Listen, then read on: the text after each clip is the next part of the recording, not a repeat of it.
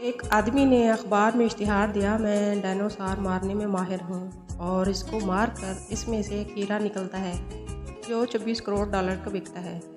इसे सीखना हो $2000 फीस देकर मेरे कोर्स में दाखिला ले ले। बहुत से चुन्नू मुन्नू जमा हो गए, फीस देकर बैठ गए। उस्ताद जी ने डायनासोर को पकड़ने और मारने के बहुत आला आला तरीके स्क्रीन पर सिखाए।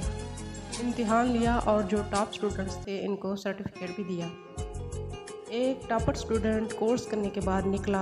5 बरस तक डायनासोर ढूंढने के लिए जंगल जंगल दरिया दरिया फिरता रहा।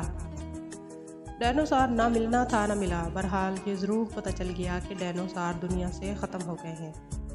सब जमा पूंजी लुटा कर खस्ता हाल लुटा पुटा वापस पहुंचा तो उस्ताद जी के घर गया।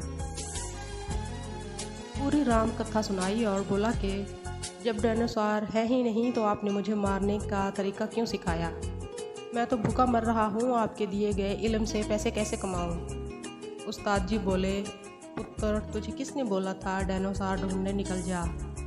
शागिर्द, फिर हीरा कैसे मिलेगा। बेटा, डायनासोर्स के शिकार का तुझे किसने कहा। तू भी मेरी तरह डायनासोर्स मारने के तरीके सिखाया कर। यही असल गुर है हीरा पाने का।